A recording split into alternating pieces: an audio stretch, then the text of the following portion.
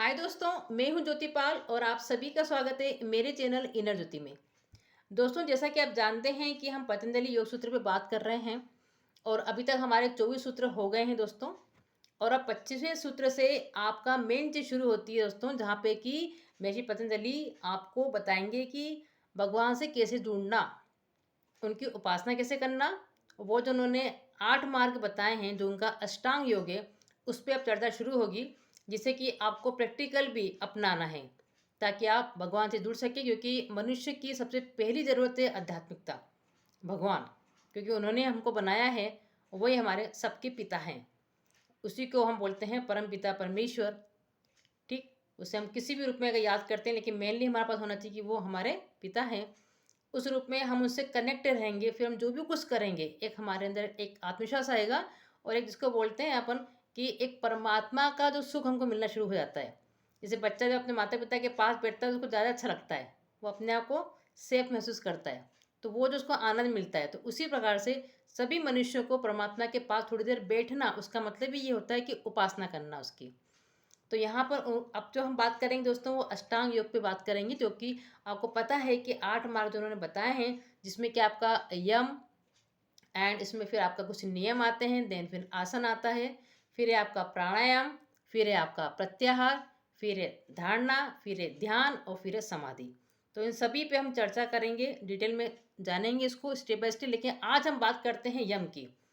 तो दोस्तों, यम में जो है उन्होंने 5 चीज़ों पे हमको पालन करना बताया है, जिसमें कि आपका आता है सत्य, अहिंसा, अस्तेय, ठीक, और ब्रह्मचर्य और अपरिग्रह। तो ये जो 5 चीज़ें हैं, ये क्या है थोड़ा हम समझ लें। सबसे पहली बात तो कि सत्य बोलना, क्योंकि क्या है, हमारा मन जब तक शुद्ध नहीं होगा दोस्तों, हम परमात्मा से कनेक्ट नहीं हो पाएंगे। क्योंकि जैसे कि हमने जो पिछली वीडियो में बात करी, हमने यही तो बोला है कि मनुष्य के अंदर अशुद्धियां हैं, वृत्तियां हैं, जिसके कारण वो भगवान को जान नहीं पाता है, उनको देख नहीं पाता है, और उसका जो शुद्ध रूप है वही परमात्मा है। तब हम उसके निकट आ जाते हैं, परमात्मा के पास आ जाते हैं। तो परमात्मा के पास हम कैसे आएंगे? जब हम अपने आप को शुद्ध करेंगे। तो शुद्ध करने के लिए आपको लगातार अपने आप पे कंट्रोल करना होगा। आपको देखना होगा कि हमारी इंद्रियां कहाँ कहाँ पे कैसे कैसे काम कर रही है। सिर्फ हम 1 घंटे के लिए या आधे घंटे के लिए ध्यान लगा रहे हैं, वो ही नहीं है। हम जो 24 घंटे अपने ऑफिस में काम करते हैं, अपने बिजनेस में जो हम काम करते हैं, वहाँ हम कितने सत्य बोल रहे हैं, कितना सही बोल रहे हैं, और जो हमारे मन में है वही हम बोल रहे हैं कि कुछ भी बोल रहे हैं। तो वो कहलाता है आपको सत्य। तो उस सत्य का को पालन करना है कि जो चीज़ सही है वहाँ पे आपको सही बोलना है। फिर भले वो अपना भाई है, अपनी बहन है, या ये हमसे रिलेटेड नहीं, इसलिए हम इसका पक्ष नहीं लेंगे, ये हमारे घर परिवार का, इसलिए इसका पक्ष लेंगे। ये जो हमारे अंदर जो भेदभावना आ जाती है, वही हमें दूषित करती है दोस्तों। तो धीरे धीरे हमको उसको प्रैक्टिकल भी करते जाना चाहिए। समझना या बोलना नहीं, ये बहुत बड़ी चीज़ है सत्य। अपने आप में सबसे पहले सत्यता का पालन करें, मतलब सच बोले। ठीक है। दूसरा भी उन्होंने बोला है अहिंसा। अहिंसा मतलब हिंसा नहीं करना। हिंसा मतलब बिना किसी बात के अकारण किसी को कष्ट ना देना। ठीक है, इसका मतलब। और दूसरी बात सबसे पहले उसको और अपन सही करें। अहिंसा का मतलब यह है कि मन में शत्रुता नहीं होना किसी के प्रति। मतलब शत्रुता के कारण अगर आप किसी को कष्ट दे रहे हैं तो वो गलत है। लेकिन जैसे कि माँ बाप जो होते हैं, वो अपने बच्चों को समझाने के लिए कभी कभी डांटते भी हैं, कभी कभी मारते भी, लेकिन उनका जो भाव होता है वो क्या होता है? अपने बच्चों को सुधारना, उसका भविष्य सुधरे, वो गलत आदतों में ना पड़े, उनके अंदर कोई शत्रुता की भावना नहीं है। तो ये चीज़ हम लोग को ध्यान रखिए। जहाँ पे हमको थोड़ा डांट डपट करना है, किसी को डांटना है, किसी से कुछ बोलना है, या ऊंची आवाज में बात करनी किसी से, वो जरूरी है। तो जहाँ पे ये लगे वहाँ पे वो करना भी है। इसका मतलब ये नहीं हम बिल्कुल कोई हमको आके मार रहा है, हमको मार ही खा रहे हैं, ऐसा नहीं है। ऐसा नहीं बोला है। हिंसा का मतलब ये नहीं होता है। अकारण किसी को कष्ट नहीं पहुंचाना, और जहाँ पे लगता है अपने को, लेकिन मन में शत्रुता नहीं होना, सबसे बड़ी बात तो ये। और जहाँ पे लगे कि यहाँ पे अपने को बोलना जरूरी है, यहाँ पे किसी को हाथ उठाना भी जरूरी, किसी को रोकना है अपने को, तो रोकना भी पड़ेगा उसको ताकत लगा के। ठीक है, तो यहाँ पर उन्होंने इसकी बात करी है अहिंसा की। अस्तेय मतलब होता है कि चोरी ना करना। अब चोरी सिर्फ ऐसा नहीं किसी की वस्तु लेके अपन लेके भाग गए उसी को अपन चोरी बोल रहे हैं। यहाँ पर वो ये भी बोलना चाहते हैं कि मन वचन कर्म, मतलब मन से भी अगर आप सोच रहे हैं कि यार मुझे इसकी ये चीज़ चुरानी करनी है, लेकिन आपने चुराया नहीं, इसका मतलब ये नहीं कि चोरी नहीं करी। भगवान तो अंदर है, सब कुछ देख रहा है वो आपको। ठीक है, तो आपका कर्म तो हो गया उसमें डिसाइडेड, आपकी जो सजा है वो तो हो गई।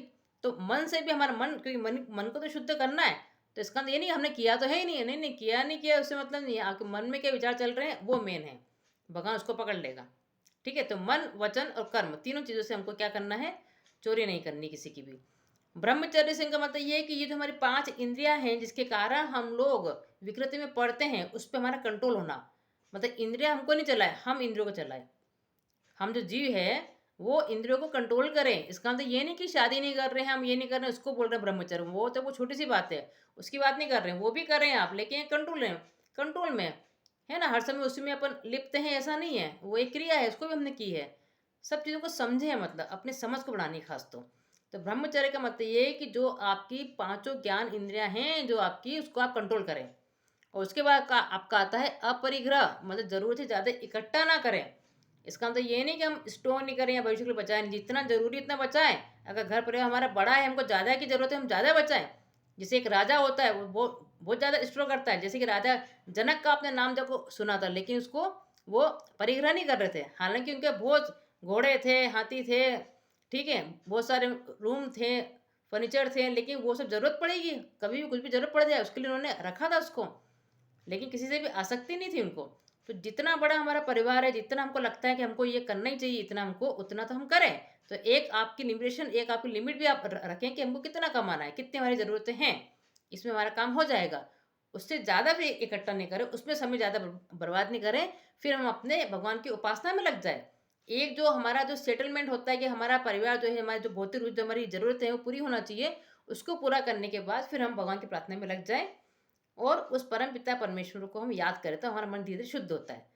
तो आज जो हमने दोस्तों बात करी वो यम पे बात करी। यम के अंदर उन्होंने 5 बातों का पालन करने के लिए बताया है, जिसको हमको करना है: सत्य, अहिंसा, अस्तेय, ब्रह्मचर्य और अपरिग्रह। तो इसको हमको प्रैक्टिकल भी करते जाना है, तभी हम भगवान तक पहुंचेंगे, परमात्मा तक पहुंचेंगे। और 1 घंटा बैठ के जब हम लोग निष्क्रिय हो जाते हैं, कुछ काम नहीं कर रहे हैं, तब हम भगवान के पास जरूर बैठे। लेकिन जब हम काम करते रहें, तब भी हम उस परमपिता परमेश्वर को किसी भी रूप में, किसी भी नाम से याद करते रहें। यही आज का विषय था। बने रहें चैनल पर, चैनल का लाभ उठाएं, उसको लाइक करें, शेयर करें, सब्सक्राइब करें। Thank you so much.